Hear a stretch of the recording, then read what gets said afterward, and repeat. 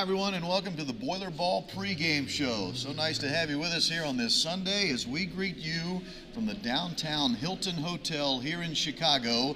The Hilton downtown Chicago has served as the headquarters for our Purdue Boilermakers since Wednesday evening when Purdue has arrived here in downtown Chicago, and it's safe to say we have enjoyed our stay to this point because Purdue is still here on a Sunday, which means the Boilermakers will play for the Big Ten Tournament Championship later on this afternoon at the United Center in Chicago.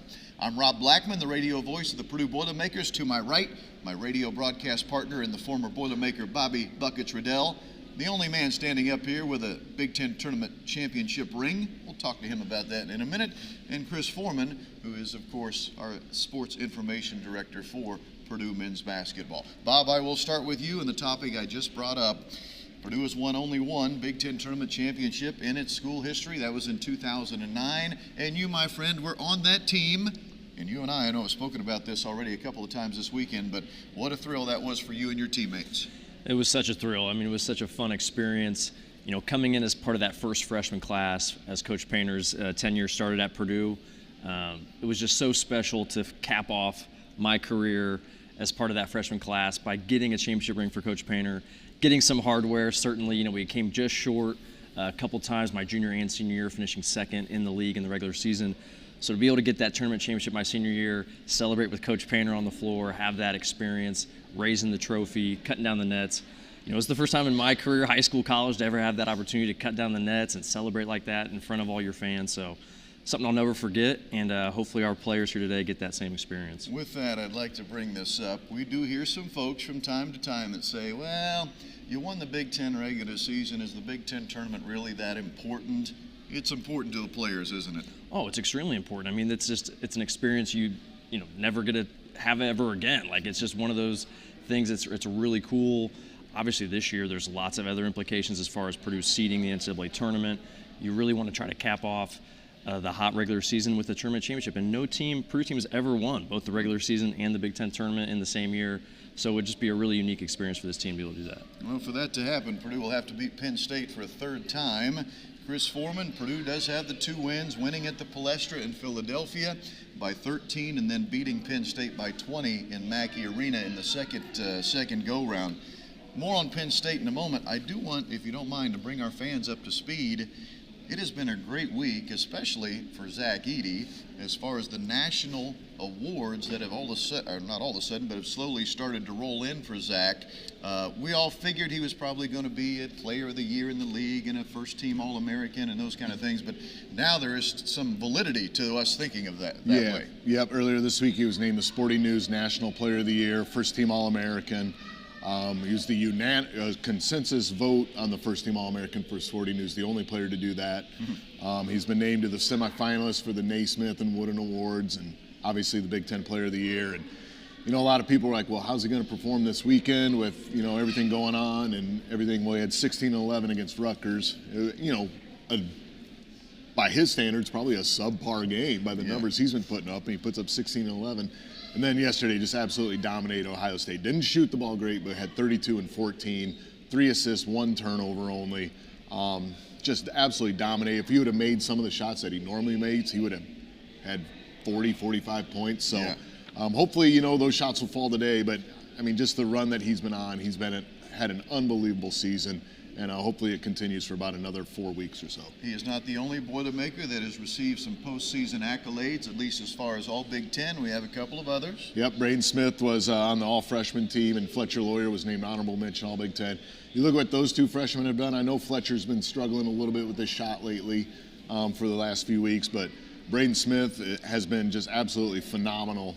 I think he played outstanding basketball yesterday, 14 points, 5 rebounds, 5 assists.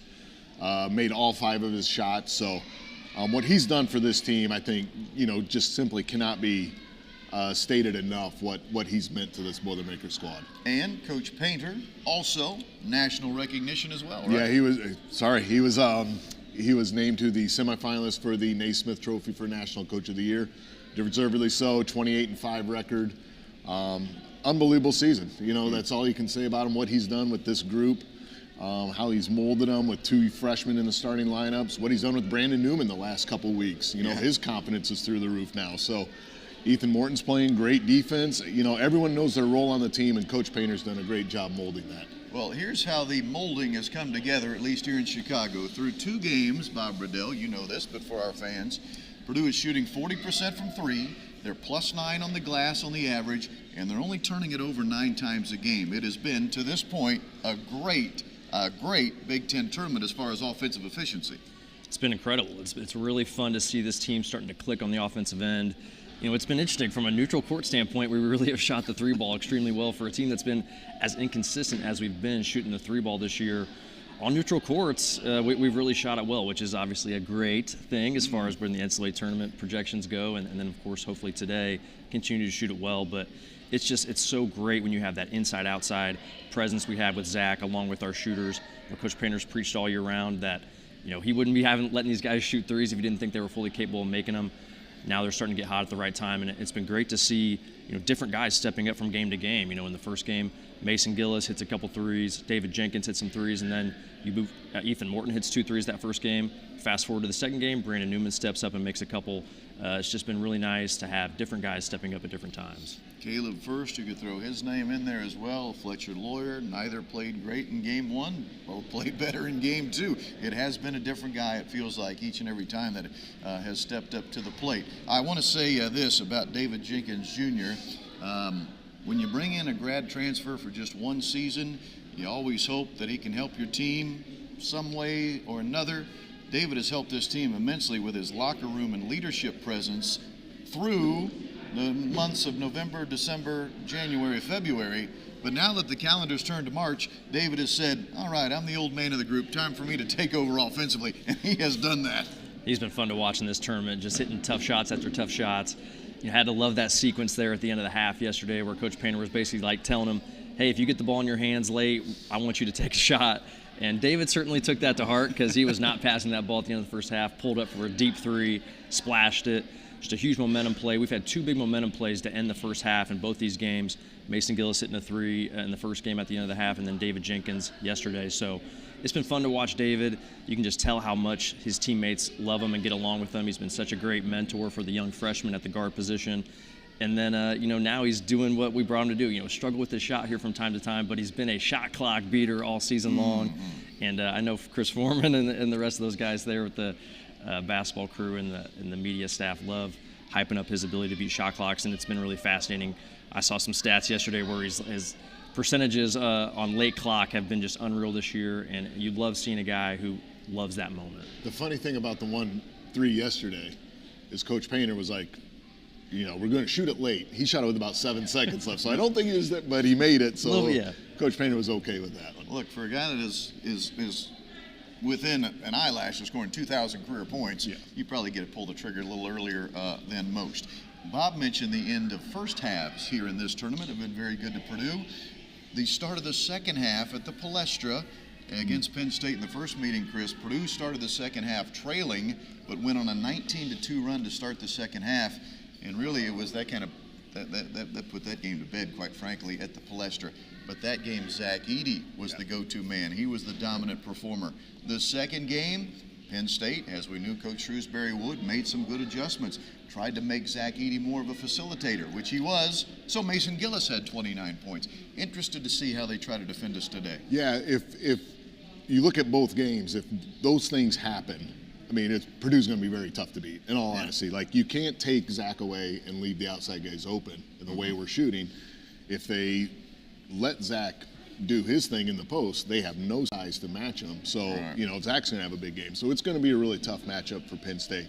The thing about Penn State, their offense is really good, and they can spread you out. Jalen Pickett, that first game at the Palestra, was absolutely cooking us in the first half. He was electric. So, they get on the switches, and Jalen will back you down. The good thing about Zach is he's so big in the paint, he can kind of just stay there, and you risk a guy making a 3 out from Penn State, but you take your odds, and you don't guard maybe the best shooter of the bunch or the worst shooter of the bunch, or whatever. So, you kind of have to pick and choose with them too. But, it's going to be a fascinating chess match today, I think, between Painter and Shrewsbury. That game of the Palestra, 26 points, 9 rebounds, 8 assists for Pickett. And we felt like maybe we did a halfway decent job on him. Is there, from a guard perspective, Bob, is there a tougher cover in the Big Ten than Jalen Pickett? I would say no. I would say no as well. He's so versatile as a guy who can, at his size, as Brad Underwood would say, booty ball.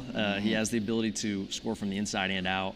And that's what the advantage Purdue has a little bit against this team, as Chris Forman was just alluding to. We have Zach Edey at 7'4". Jalen Pickett, he can score down low against pretty much any big in the country. We saw him back down Trace Jackson Davis yesterday. I mean, he can get in there and wedge and use his body and score against most bigs. Zach Edey, on the other hand, at 7'4" and nearly 300 pounds, is kind of that anomaly there with Jalen Pickett. I'm not sure Jalen's going to be able to have that same success that he has against a lot of the other bigs. And so in some games, he's able to get those matchups and score down low against even bigger guys. But Zach certainly poses a bigger threat to him as far as his ability to score down low. He can take Zach out maybe, hit some tough shots, but Purdue's going to live with him hitting tough step backs over the top of Zach. He did that at the Palestra. He made about 3 or 4 threes in the first half over Zach. Drew an and one on one of them. So, if you can make him make the tough threes, I think that's probably the route you want to go, because he's not a great three-point shooter. He's at about 31%, so you might take your chances with that. For the fans that are thinking, well, Penn State's playing their 4th game in 4 days, so what? That's exactly what Iowa was doing last year in the Big Ten Tournament Championship game, and they beat our Boilermakers. It's a 3:30 tip-off today at the United Center in Chicago.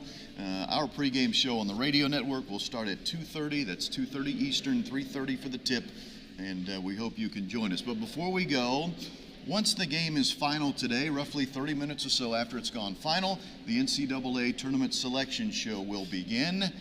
Chris Forman, your odds, you'll get to be the bookie here, your odds on Purdue being a #1 seed later on this afternoon when the bracket is revealed. I think it's pretty good now after UCLA got beat last night to Arizona. I know we were kind of jostling with them for that 4th #1 spot. So I think it's probably pretty good.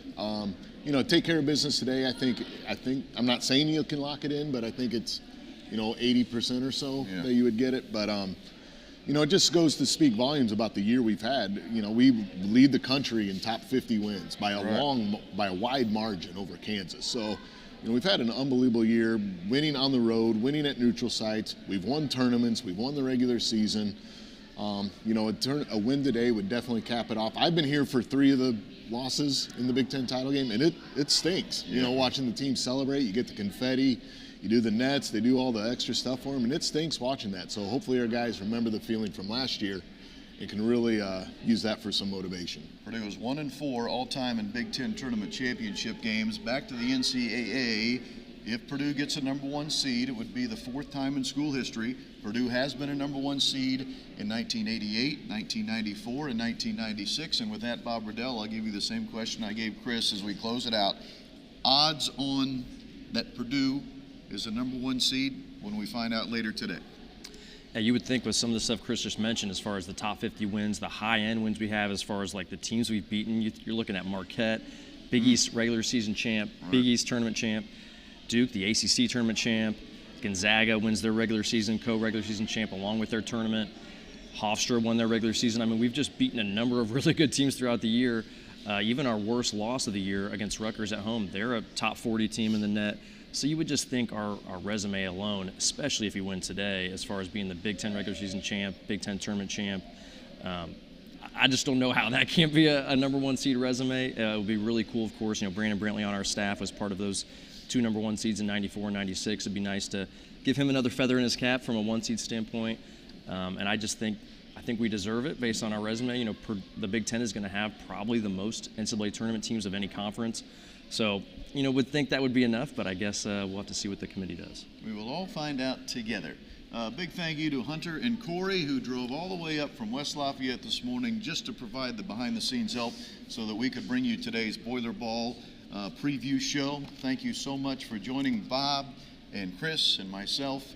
We will visit with you later on this afternoon from the United Center. Again, 2:30 pregame show on the radio network.